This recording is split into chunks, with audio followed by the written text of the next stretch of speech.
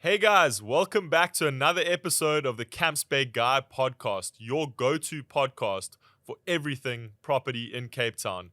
Today, we delve into the intricacies of running an Airbnb with Royden Macrae. I can't wait to get into the show.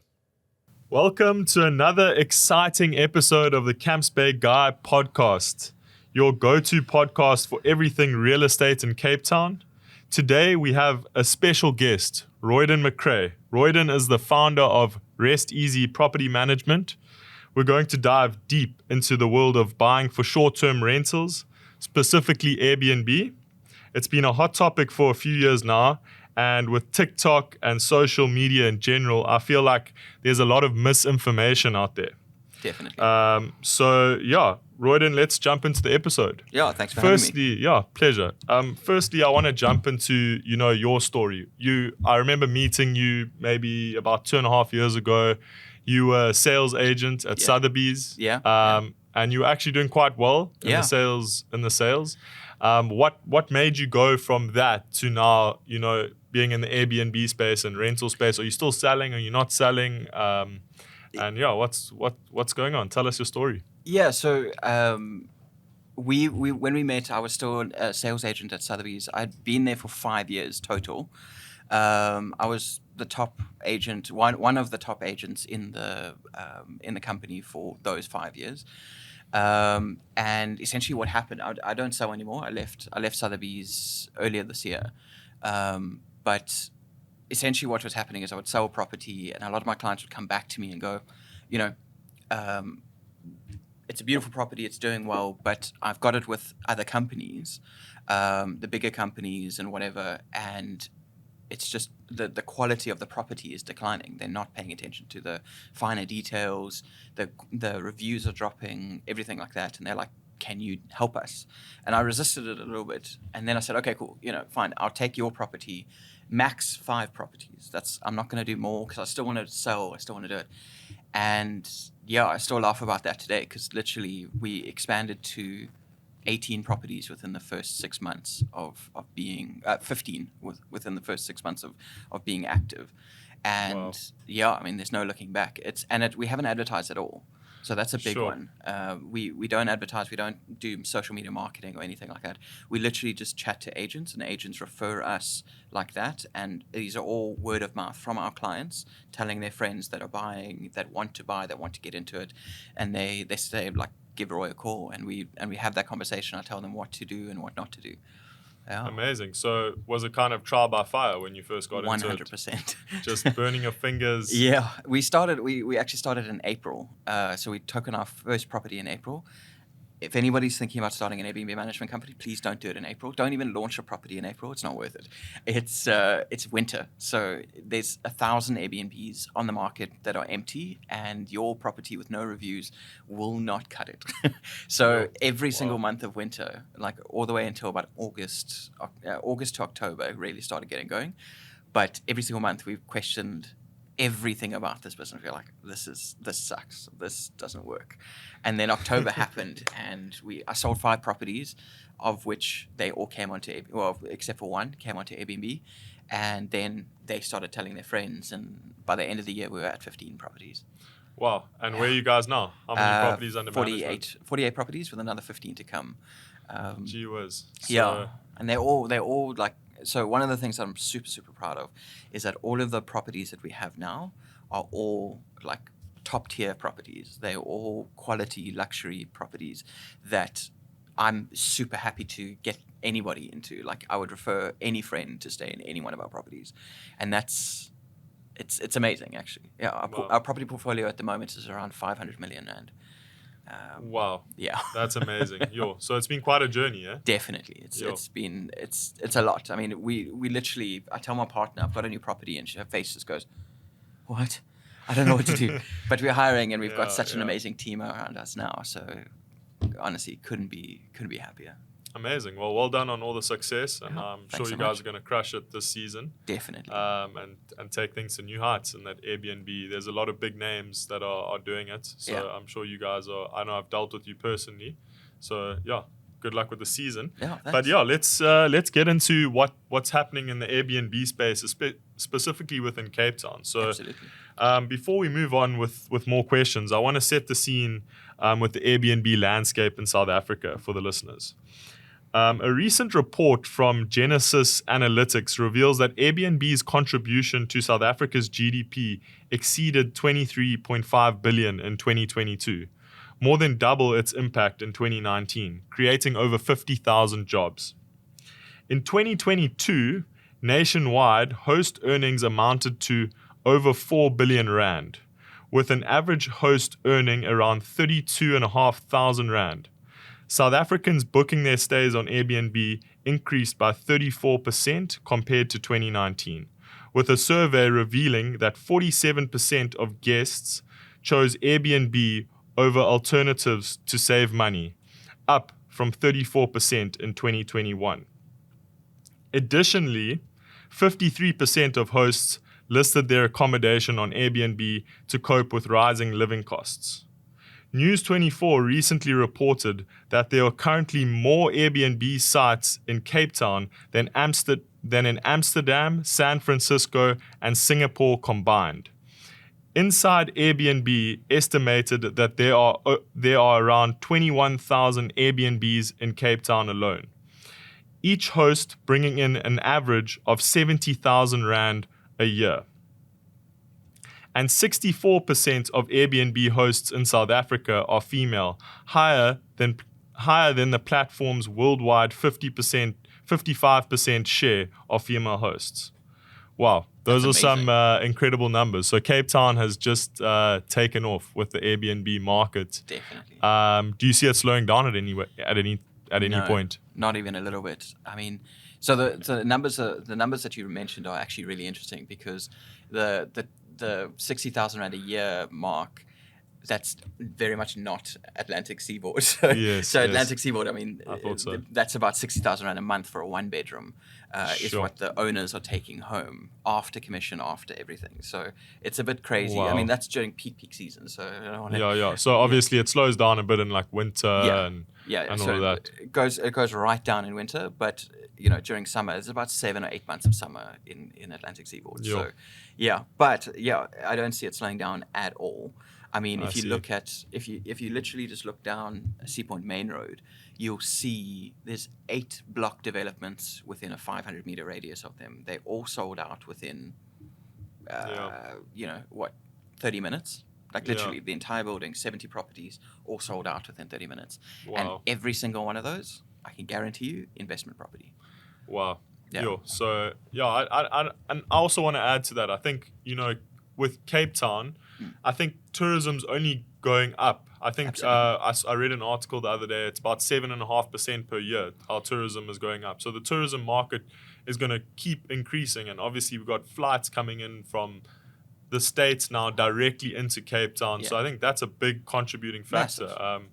What are the craziest countries that are like the weirdest countries you've seen stay in some of the Airbnbs that you're booking out at the moment? Well, I mean, Germans are here in the drones, but the Germans will be here, will really start coming in January.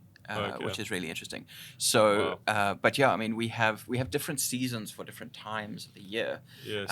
So Middle East comes down in July, August, sometimes September, and they book out. It's literally when we had our properties, they were all just fully booked with Middle Eastern people, because it's so hot there that they come down.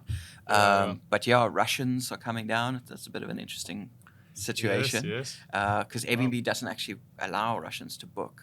It's a bit prejudice, because like it's I mean, I understand the whole thing with the war and everything, but I mean, they're still people, No, 100%. I just think that they've cut off that country, so they ended up booking through other people, and it's a whole thing. But so you have like people representing other people booking for those people on Airbnb. So to be very clear, we don't do that. We don't do third-party bookings. I see. But in situations like that, one of their party will book something else. But I mean, essentially, there's people from literally all over the world at the moment. Sure. It's amazing. Incredible. Yeah. Wow, that's awesome.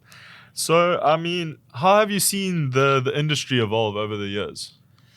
From when you can't, I mean, you haven't been in it that long, but from when you first started, how have things changed? Well, have they? So that's actually the reason that I got into it. So I mean, when I started using Airbnb back in like 2015, I had a previous business, and I traveled on Airbnb back when it was still like you would travel and you would stay in someone's house, like they would rent out a room in their house. That was Airbnb. It wasn't like a full property.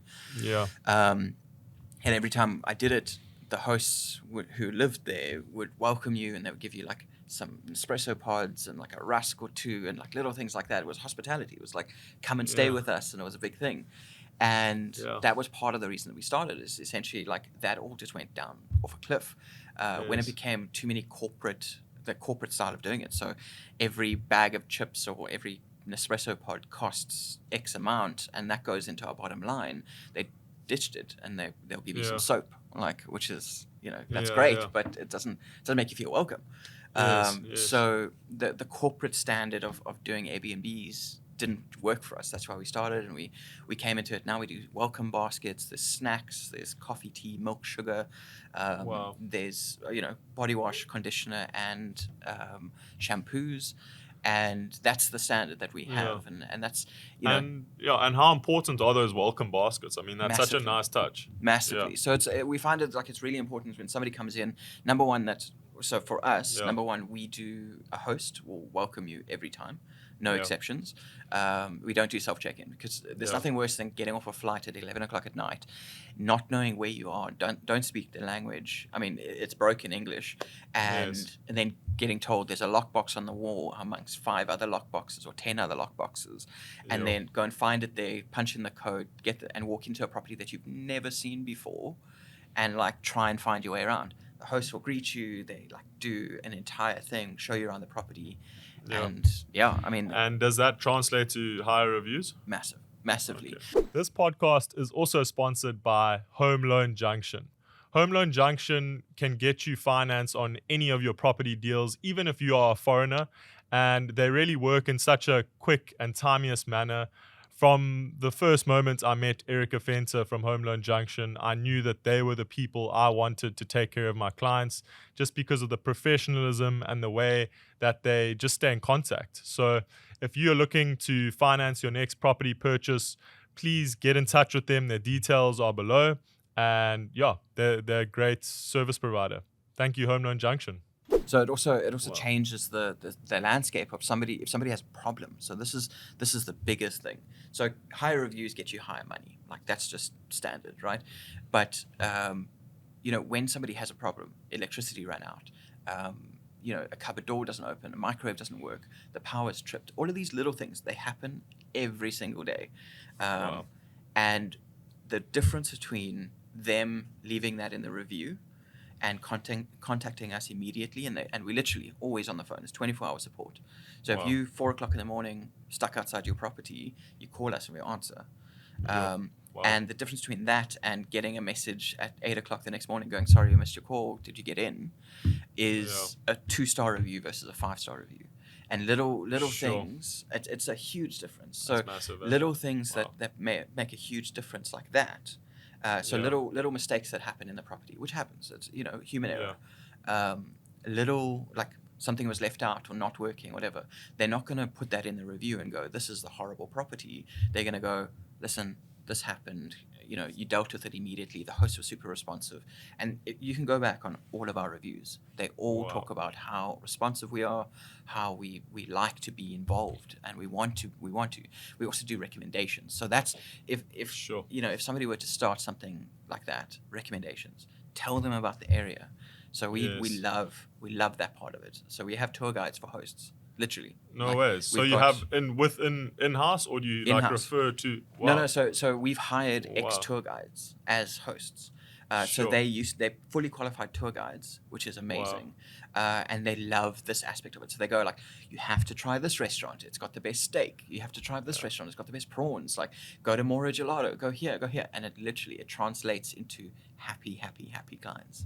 Amazing. Yeah. Amazing. That's the fun part. And how do you explain load shedding to the guests? Oh. Okay, so so it actually varies. There's some people that go like, oh, I heard there's load shedding. Like, how does this work? And you go like, cool, this is how it works. And they're like, cool, can we choose the time? And the answer is no. Like, kind of somebody else chooses it. Wow. But all of our properties have inverters now. So Okay. it's as standard. But with the inverter, you still can't use the stove and stuff like that. So we kind of go like, look, get the app. So we recommend ESP. Yes. Get the app. Get the notifications, just so that so that you can't turn on the stove. But you get it all the time. Yeah. The stove's not working. The washing machine's not working. Amazing. So yeah, what are the different types of, obviously Airbnb is quite seasonal, and what are the different types of guests that you're getting? Obviously you get people that come there for maybe 3 nights, and then you get people that will stay a bit longer, or maybe even up to 6 months. Maybe just explain the different types of guests that you get, and also the seasonal fluctuations and downturns. Absolutely. And how you can combat that as a host. Absolutely. So there's variants of different people depending on the property as well. So the bigger the property, the less likely they are to stay for 2-3 weeks to a month to 2 months. 1 bedroom and studios generally will stay for about a month. But 2 bedrooms, 3 bedrooms, average nights about 7 to 14 nights. Okay. Wow. Yeah. And amazing. I mean, you get people wanting to stay much longer. Yeah. The only time we really it's worth it for the owner to let somebody stay for longer at a better rate is during winter. Yes. So in summer months, that's not really something that you recommend to a host. Not really. So I mean, Yeah. the thing is that in summer there's such a high demand. So for you to give somebody a 20-30% discount to stay doesn't serve you, because you've got the same costs and everything and the same demand. The demand is there. People want to stay. So you letting one person stay at a 20-30% discount, you're losing money. You are just losing money. Okay. Yeah. That makes perfect sense. And then how do you guys stay informed about change? Are there any regulations within Cape Town for people that run Airbnbs or short-term rentals? And how do you kind of stay in touch with that if there are any? So Cape Town's looking at proposing regulations into Airbnb now. New York has done it. A whole bunch of different places they've put the regulations, and they've changed the night stays, how many nights, at what level they can do it. Somebody has to stay on the property. So they've done it to reduce the number of short-term rentals that are there, because the long-term rentals that were going were there were so few long-term rentals. Nobody wanted to rent it out long-term anymore, so they would put it onto short-term, and people were just not being able to afford the long-term rentals. So they've tried to curve it in that way. I can see Cape Town trying to do that, and there is actually regulations in the pipeline. But the reality is that if they were to, hypothetically, if they were to take away all Airbnbs from Cape Town this season, for example, there would probably be about 100,000 people that there's no accommodation for them. Wow. Even now. So Christmas, New Year is the busiest period for us, hands down. Yes. No question. Wow. It is almost impossible to find an Airbnb. So if you took those away, people wouldn't travel. They wouldn't come to Cape Town, or they would go, cool, I can't find accommodation, I'm not going to go, and it would change the dynamic. So the tourism industry would almost collapse. Well, not collapse, but it's gonna take a hit if those Airbnbs disappear. Definitely. And what do you think about Airbnb saying there's no more parties in Airbnbs anymore? Good. Yeah. So I mean, look, it's for me, it's about, we don't allow parties in our villas, even anything. It's just it's not worth it. It's not worth the hassle. There's people that want to book it for the period, for that same period, at the same money, that will not trash your place. Yes. So just outright no parties. And how do you sift out those people that are gonna go there? Because there are gonna be those young guys that are gonna go there and have a stag do, or women that go there and have a hen do, or just guys that book it for the weekend and just gonna have a whole bunch of maybe women over and have a big party. That does happen. At the moment, what we do is, so a lot of our properties have cameras at the entrance. So have to be very clear, they face the entrance of the front door, that's it. And that is there to prevent that. We also have smart locks in 90% of our units. Okay. So when somebody's opening the door, I get a notification, all the time. It just keeps going. And so we've got those different things in place. Yes. But then as well, a lot of our properties have security guards at the front door and things like that. So Okay. if they and, Yeah. and they're all on first name basis to me, they phone me and go, there's Something's like going 20 down. people going into the property. I phone them and go, out. And Get out. yeah, I mean the camera works really well in that way. Yes. I can activate the microphone. So if there's just Yeah. loud music blaring, I can phone or go to the property and say, you know, Get out. if you don't calm down, you're gonna be kicked out. And it Wow. happens. It's happened before. Sure. That's crazy. Because the thing is, like, Yeah. so something else to keep in mind as well for other hosts, if you let that happen, if you let somebody be loud and obnoxious and disrupt the other residents in the building, Yeah. you're not going to be running an Airbnb for long because Yeah. the entire body corporate of it is going to go, I'm not putting up with this every weekend. Yeah. And so it's just going to decline like that. And that must also be quite a big part of running an Airbnb, is making sure, because you guys also take care of the management of the property in terms of paying rates, levies, things like that. No, so we don't do that unless it's for like a Okay. very specific client, German, you know, that kind of thing. We can do Yes. that for, yeah. But Okay. yes, so we manage most of the you know, the building conducts and stuff like that. So if Okay. we get, we just don't. We avoid that at all costs because it Okay. costs us in the end. Because Yeah. nobody wants that company that there's Yes, parties yes. all the time.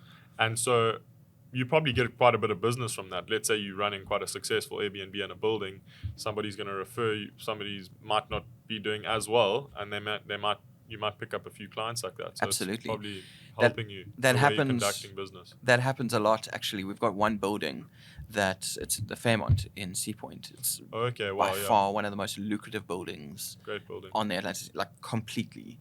Wow. And so much so that the price of the units in there have gone up by about. So I sold one October last year in that block for Yeah. 60,000 rand a square meter, Sure. 2-bedroom. Wow. And now similar size, just one extra bedroom, is going for 85,000 rand a square meter. Wow. In that block, same floor, same everything. So it's like it does. But in that block, we have 7 Yeah. units. We started off with 2, and Yeah. what happened with that was there was another Airbnb manager in the block. Yes. Never showed up. Like the keys were always kept at reception. Guests would just come in. They would end up smoking a lot of weed and like telling security off. And you know, some of them actually had domestic disputes inside Wow. the like common area. And Gee whiz. the owners would come to me and go like, "Can you help me?" And this Yeah. is the thing. So it's Yeah. also about the price range that property was Yeah. at. So we're talking about 10th floor sunset views, like incredible property, being rented out for 2,200 rand a night.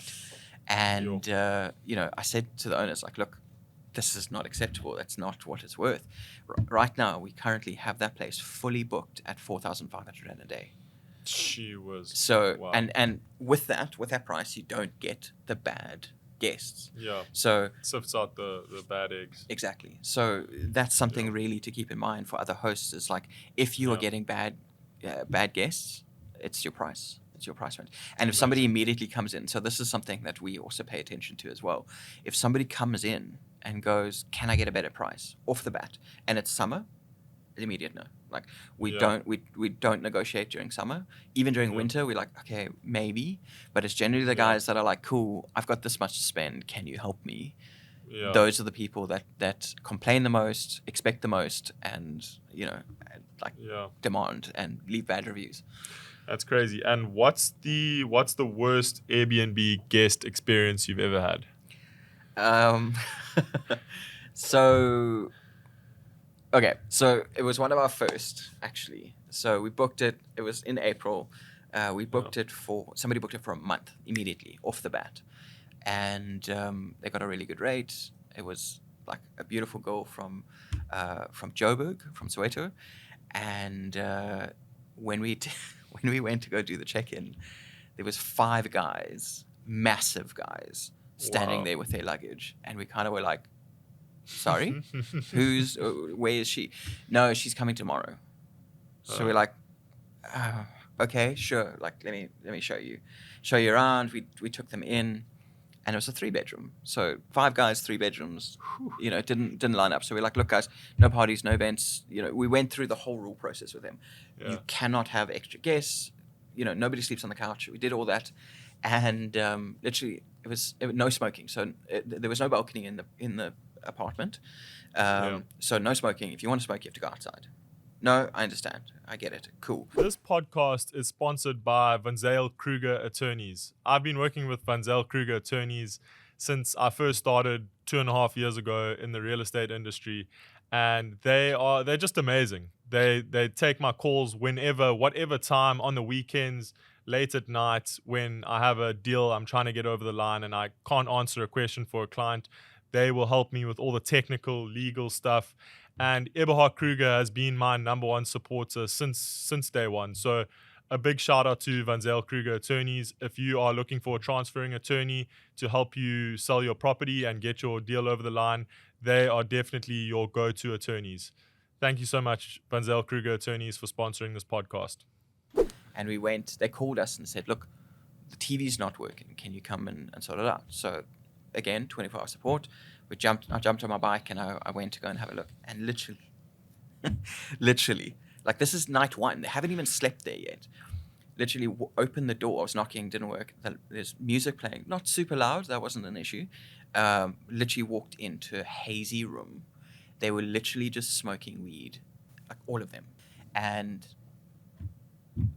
I was like, and so with these particular kind of guests, they love it when people are too nice to them, because then they take advantage. Yeah. So I literally, I don't know if I can say this on here, but I'm going to say it. You can bleep it out if you want to. But I literally walked in, saw the smoke. The guy's like holding a joint. You know, the guy's rolling one. And I was like, guys, what the fuck?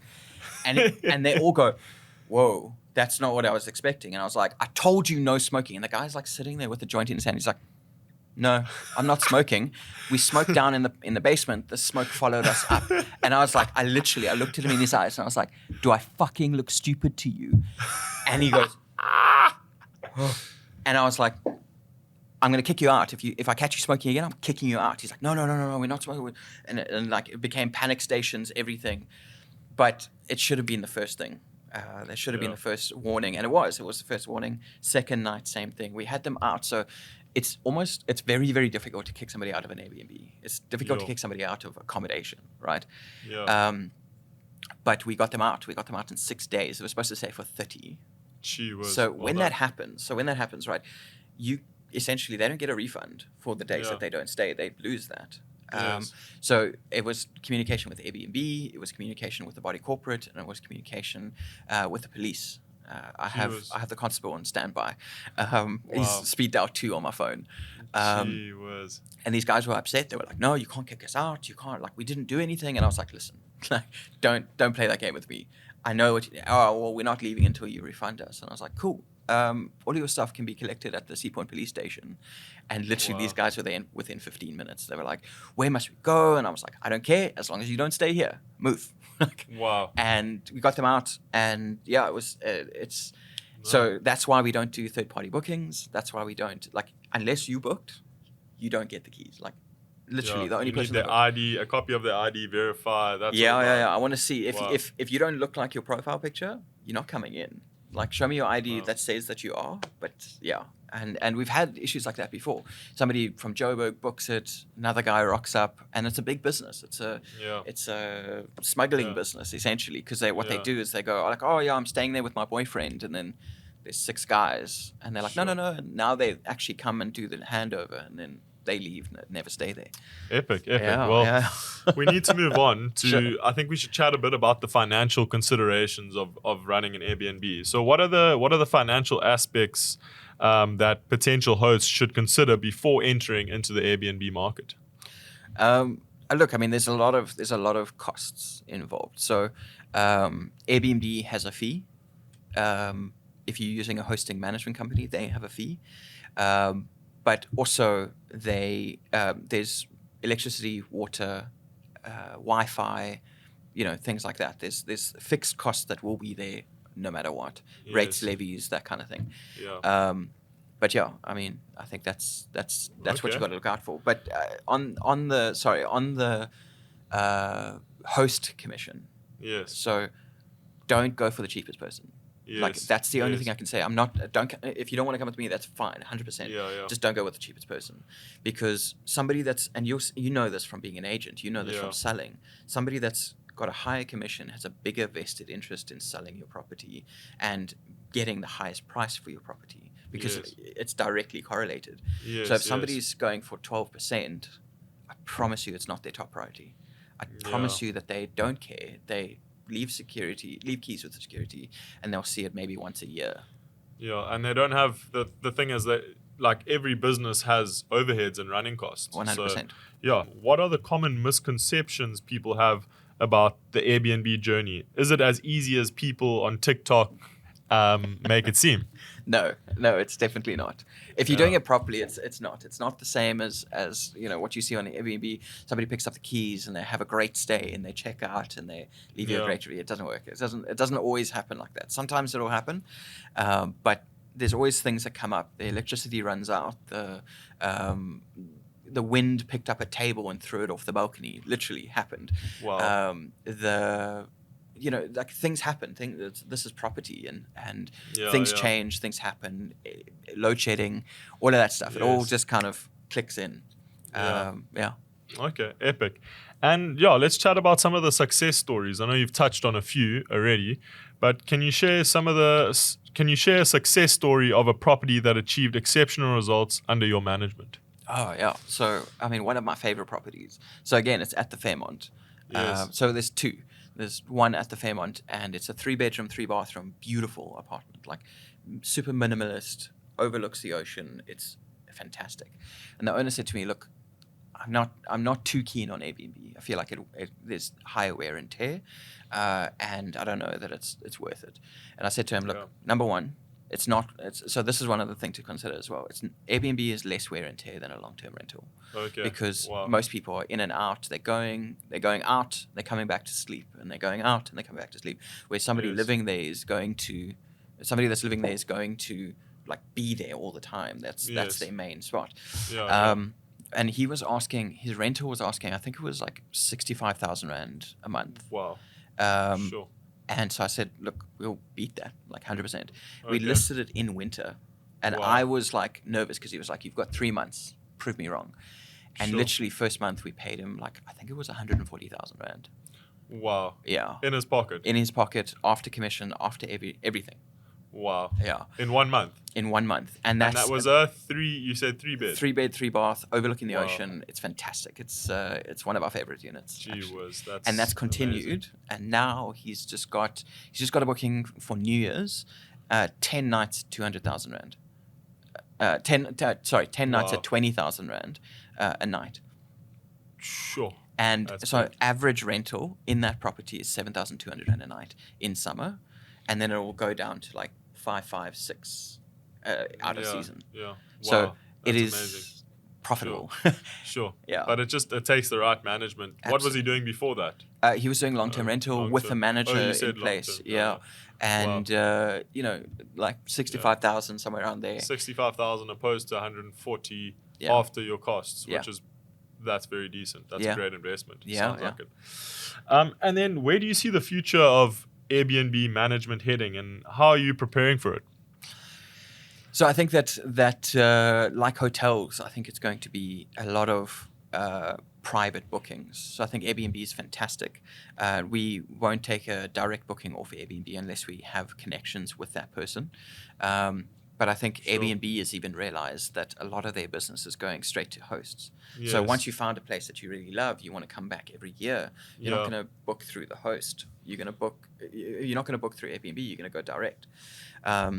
Sure. So stuff like that, but also, so one of the things, and I mentioned this earlier, with being 7 developments or Airbnb, it's Yeah. kind of that certain market is going to be a little bit oversaturated, Yes. and with that happening, you have to stand out. You Yeah. have to be different. So we've got like I said, all of our properties are luxury. They're proper. They do well. Yeah.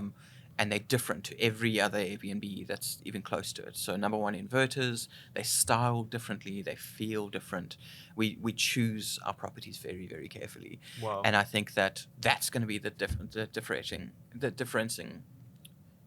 the factor that differentiates differentiates us Yeah. from everybody else. Essentially, Amazing. it's if you have a cookie cutter property, we Yeah. are the better. We're styled better. It's more this, more that, and that's how we do it. Yeah. Amazing.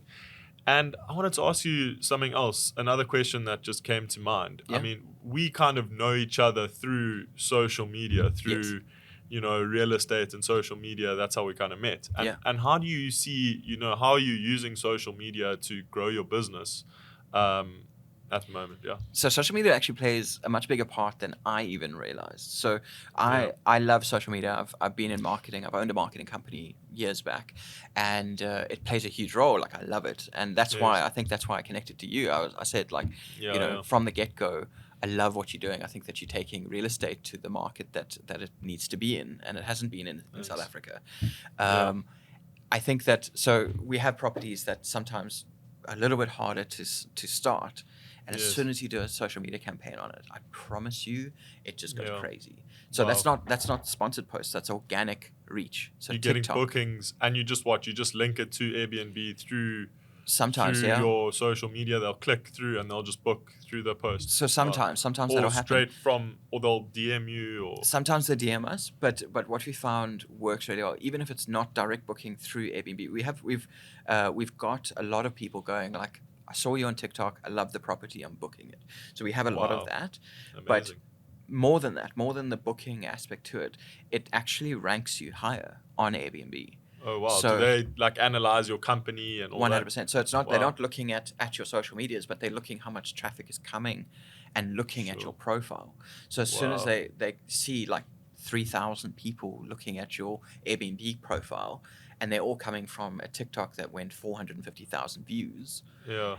It makes sense. I guess you're giving them traffic. You're giving them free traffic that they're not paying for. So it's like, they'll take it any day. Yeah. So funny enough, we've actually got a client that has done that. He's got like 3-4 properties at the moment. And he said to me, look, this property is not doing so. We've got a few open gaps. Can you do a TikTok for me? And we do it, and immediately it books out. It's crazy. Wow. Yeah. So if it's slowing down, pump some social media, pump some marketing. Exactly. Amazing. Yeah, I mean, what we that's actually great to see. Yeah, I mean, what we found works really well is just organic. Like, do a walkthrough video. So it's actually on that side of things, and I'm sure you found this as well. Doing something that you spend 20 minutes on versus doing something that you do a walkthrough video to a really nice song. The engagement is here, not this. Yeah, I mean, videos that I've spent 2 hours filming, and videos that I've spent like 20 minutes or like 10 minutes just walk through a live video. I mean, I've sold a property on a live video. It's crazy how this stuff works. No, it's nuts. But that's amazing. Yeah. What are your goals for Rest Easy, and where do you see the business moving in the next 5 to 10 years? So it's actually really difficult to answer that question because we've exceeded every single goal that we've set a year ago. Wow. I mean, we had the goal of being at 50 properties by the end of this year. We will be at 60. Sure. And for us, and this is the goal, and I can say this going forward. I want to make sure that the quality of our properties stay the same, and the quality of our management stays the same. So if that means turning down a property because it doesn't match our criteria, and if it means like turning down a property because we are at capacity, then that's what we will do. And that's really important to us to make sure that we're maintaining the quality to our current clients. Yes. Than trying to fit £10 into a £5 bag. No, that makes perfect sense. Yeah. Yeah. Okay, so we're gonna go on to the last segment of the show, and that's Ask the Agent. So I posted a story on my Instagram with a little question box. And we had a few questions from the audience. So let's see what we got. So our first question is, I'm 18 and finishing school soon. I want to skip varsity and get into the property rental market. Maybe flip houses or just buy an Airbnb. I have no savings though. What would you recommend? That's a tough one, eh? That is a really tough one. 18, no money. You want to get in. Look, There's a couple of different ways to do it. I mean, essentially you need some capital to get into it. You can't just you know, if you can maybe rent out a room in your house and see how that goes. Again, it's money. You need some kind of capital, some kind of income in order to get a loan or even to do anything like that. So I think don't try and get into it or actually the better way to do it. This is my answer. Start by finding somebody that you can help run their Airbnb. I think that's going to be the biggest thing. Study up, learn, like go onto social media, find out where other people have found their pitfalls. It's like don't jump to buying your own property at this point. Don't do it. It's not worth the time. It's not like you're not going to be able to do it. No bank is going to trust you. You're 18, you've got no job. But if you co-host with somebody, so if you go to a family member that's got a property and you say, look, let me help you run it. I'll take a small percentage. Let me help you run it. Let me learn. Let me do this. And start by doing that. And then you'll find that it'll increase from there.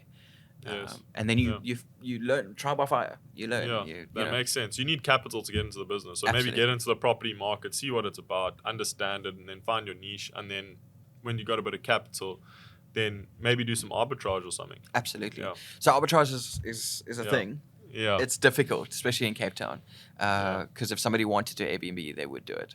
They'll just do it themselves. Exactly. Okay, so the next question is, what are some non-negotiable amenities my Airbnb must have to make good money? Standard stuff like hairdryer, clothes horse, like washing machine. Those things make a huge difference. But also go above the extra 20%. So the difference between good and great is 20%. So 80% of people will go and just put a bar of chocolate or something like that. But do waters, do the welcome snacks, meet them. Do as much as you can to make their experience amazing. Once that happens, the reviews follow, and you'll have a great time. Well, Royden, it's been absolutely amazing to have you on the show, and you brought such great knowledge. Is there any last thing you want to say before we wrap up? I actually have one piece of advice that this is for me. It's a good standard. When buying an Airbnb, if it's an apartment, buy newer development. Okay. If you don't buy an old apartment and spruce it up, Yes. it doesn't work. The metrics don't show. Something with really nice pool or amenities or just modern. People want that kind of touch to it. Okay. Yeah, I mean that's Great. the metrics are there. They prove it. So amazing. Well, wishing you all the best for the coming busy season. I'm sure it's going to be great, and maybe the next time we're sitting here, you're going to have over 100 properties under management. Yeah, let's see. Let's do it.